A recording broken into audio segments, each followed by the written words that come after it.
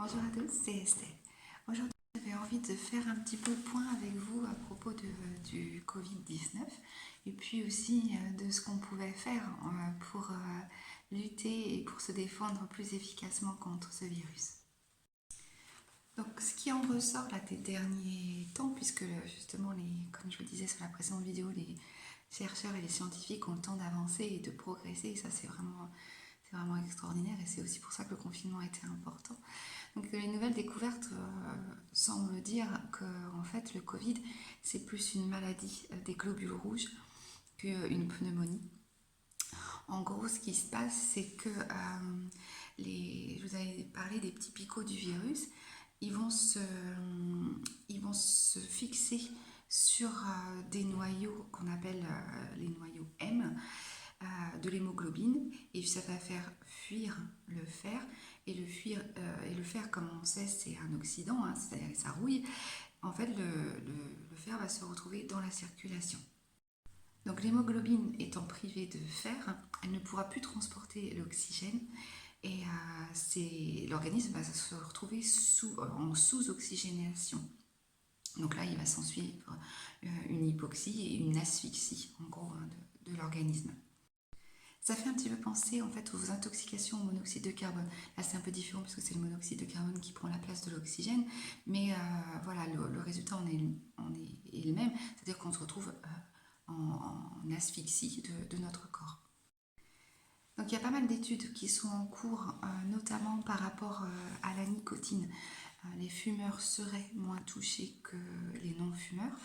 Là, c'est pareil, il y a des hypothèses qui mettent en avant le fait que la nicotine pourrait prendre la place sur certains récepteurs et du coup le virus ne pourrait pas s'y installer. Donc ça reste encore quelque chose à approfondir, sachant que c'est pas pour ça qu'on va tous se mettre à fumer, mais ce qu'il faut savoir, c'est que c'est peut-être un facteur améliorant au départ, mais par contre, lorsque la maladie est installée, le fait de fumer est un facteur aggravant. On a aussi entendu parler d'une bactérie qui s'appelle Prevotella. Donc, c'est une bactérie qui fait partie de notre microbiote pulmonaire. Il existe énormément de variétés de bactéries au niveau pulmonaire, comme au niveau intestinal d'ailleurs. Et donc en fait, là, si c'est pareil, les études sont en cours, sachant qu'il y a quand même quelques doutes par rapport au fait que cette bactérie qui est anaérobie pourrait avoir un rôle sur le Covid-19. Ça, c'est encore pareil, c'est des études qui sont en cours, mais il faut approfondir le sujet. On sait que chaque symptôme pulmonaire, en gros, peut être associé à une signature d'une microbiote caractéristique. Maintenant, voilà, là, on est encore dans le flou par rapport à ça. En ce qui concerne aussi tout ce dont on a parlé par rapport à l'hydroxychloroquine. Donc, l'hydroxychloroquine, il faut savoir, je pense que vous avez entendu parler que c'est un traitement contre le paludisme. Et en fait, dans le paludisme, le plasmodium, donc l'agent responsable, pénètre dans les globules rouges, il les fait éclater et donc il détruit l'hémoglobine. En fait, l'association hydrochloroxine et azithromycine, donc l'azithromycine c'est un antibiotique, aurait un rôle en fait de protection au niveau des globules rouges. Sachant qu'il est souvent aussi associé à ce traitement avec du zinc et un anti-inflammatoire pulmonaire. Donc maintenant, on va revenir aux conseils.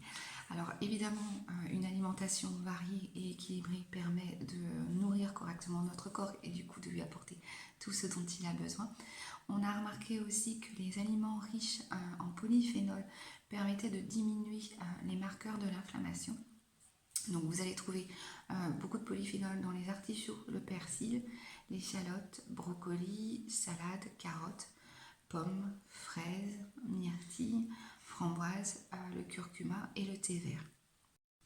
J'en reviens justement sur le curcuma et le curcuma a beaucoup de vertus et notamment le côté anti-inflammatoire et antioxydant. Comme je vous disais, le fer va se retrouver dans la circulation et du coup il va y avoir quand même beaucoup d'oxydation. Et là, en fait, le curcuma associé à la pipérine, il faut savoir que oui, que le curcuma associé à la piperine, c'est une augmentation d'à peu près 20 fois de l'effet du curcuma. Donc c'est vraiment intéressant. Le curcuma n'est pas à prendre lorsqu'il y a des traitements anticoagulants et lorsqu'on est en phase périopératoire. Si vous voulez améliorer la biodisponibilité du curcuma, c'est bien aussi de le prendre dans un repas riche en huile, ou bien alors, si vous le prenez en gélule, d'ouvrir la gélule et de la mettre dans un petit peu d'huile.